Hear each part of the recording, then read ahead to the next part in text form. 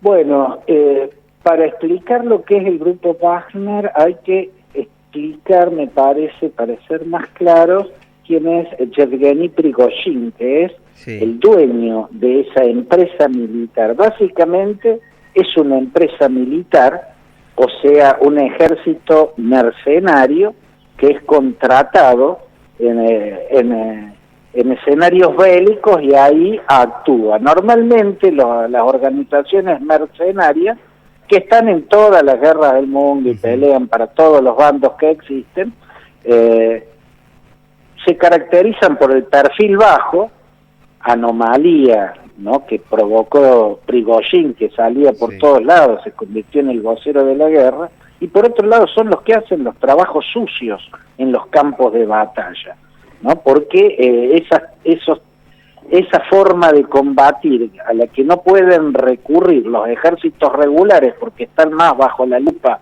de las organizaciones internacionales de derechos humanos, de las cortes internacionales, bueno, los estados contratan a los mercenarios para que hagan ellos esos trabajos sucios. El grupo Wagner es creado por Prigozhin, que es un tipo que conoce a Vladimir Putin desde que Vladimir Putin era el vicealcalde de San Petersburgo, y él vendía panchos en una esquina de esa ciudad que en la era soviética se había llamado Leningrado. Conocer al vicealcalde le permitió a Prigozhin pasar de un puesto de panchos a una cadena de panchos, luego a poner su primer restaurante, luego su segundo y su tercero. Pasó a tener restaurantes de alto nivel, de alta calidad en San Petersburgo, y cuando Vladimir Putin se convierte en presidente, salta también Prigozhin en la escala de negocios, ¿no? Pasa a obtener, por ejemplo, el contrato para hacer el catering del Kremlin y de los cuarteles militares y de otras dependencias públicas. Esto le implicaba ganar una fortuna, y ahí es cuando pasan a llamarlo el cocinero de Putin. Ahora tengamos en claro, estos oligarcas, como le dicen en Rusia, a los que amasan fortunas a la sombra del poder, amasan fortunas porque enriquecen al poder. Les dan los contratos a ellos porque de las transferencias millonarias que hace el Estado, hay parte que vuelve a los bolsillos del Estado. Se podría decir de algún modo, Yevgeny Prigozhin es el Lázaro Báez de Vladimir Putin, ¿no? La riqueza de Prigozhin iba creciendo de manera directamente proporcional a la riqueza ilegal del presidente de Rusia. Su última creación fue esta empresa militar. Esa empresa militar actúa primero en la guerra de Siria, combatiendo junto al ejército ruso y haciendo el trabajo más sucio contra las milicias que luchaban contra el régimen de Bashar al-Assad en la República de Siria. Y luego, mientras obtenía contratos en muchos conflictos de África, en Libia, en Mali, en la República Centroafricana, en Chad, en Sudán, va a iniciar su participación en la guerra de Ucrania. Y acá, Martín, hay algo muy importante que señalar, porque la invasión a Ucrania, tal como lo había denunciado un ex viceprimer ministro de los tiempos de Boris Yeltsin, y tal como lo había denunciado en el 2015 Alexei Navalny, hoy un preso político en Rusia, el viceprimer ministro terminó asesinado, Navalny preso.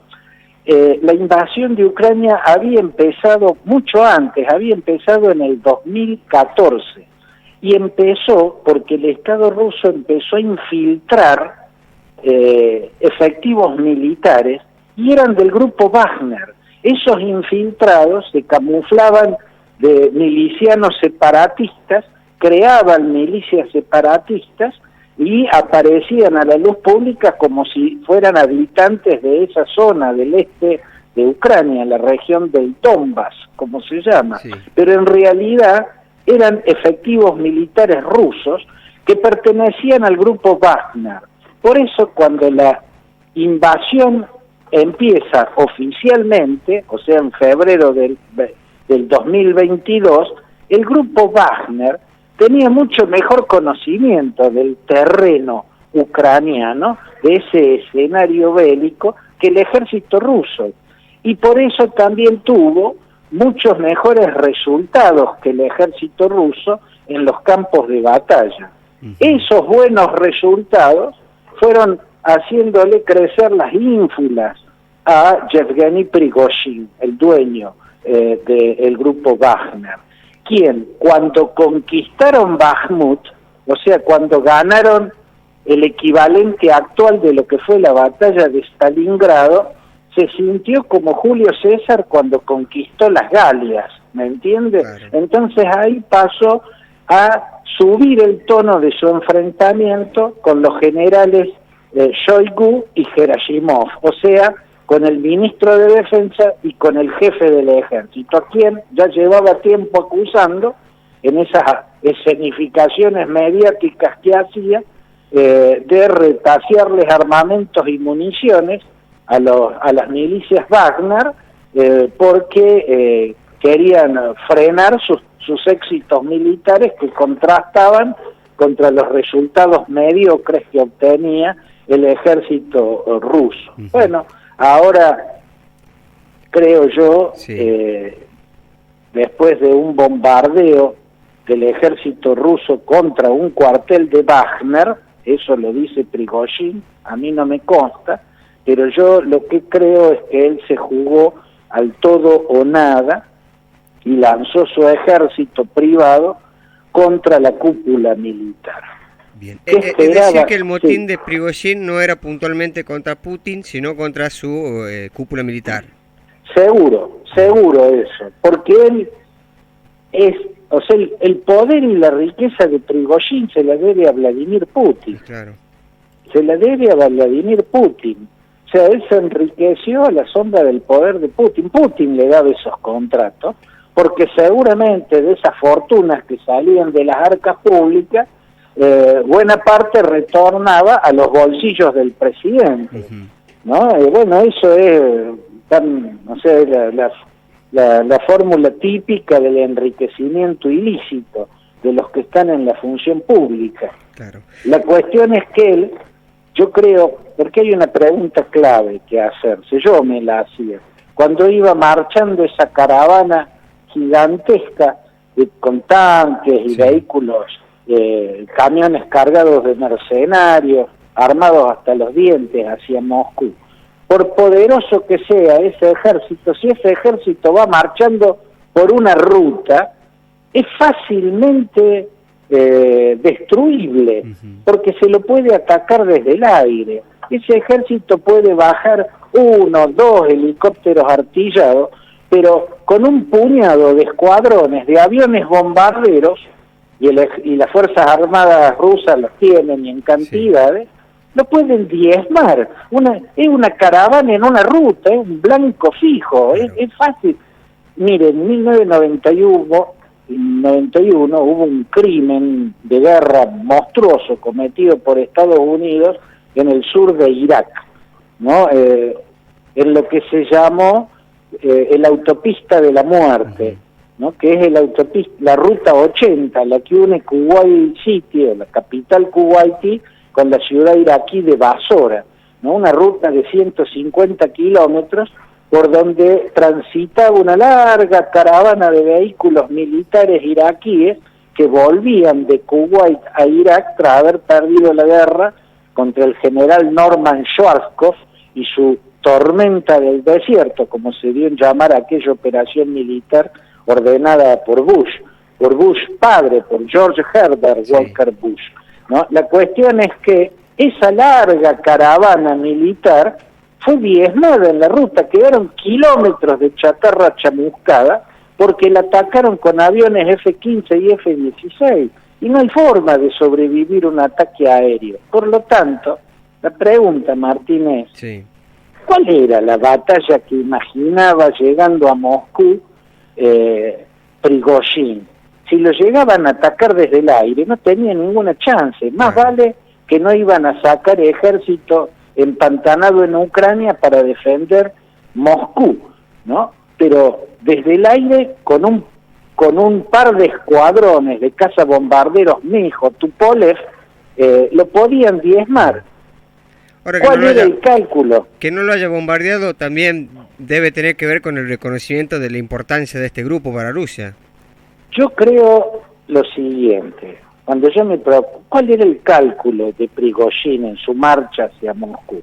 Yo creo que él calculó lo mismo que calculó, pero con éxito, Mussolini en 1922 cuando hizo la marcha sobre Roma, ¿no? Y marcharon los camisas negras desde todas partes del país, el movimiento fascista desembarcó en Roma. En ese momento el jefe de Estado era Vittorio Emanuele III de Saboya, el último rey de Italia. Y el último rey de Italia, ante la marcha sobre Roma de Mussolini, tuvo una disyuntiva. ¿A quién iba a apoyar?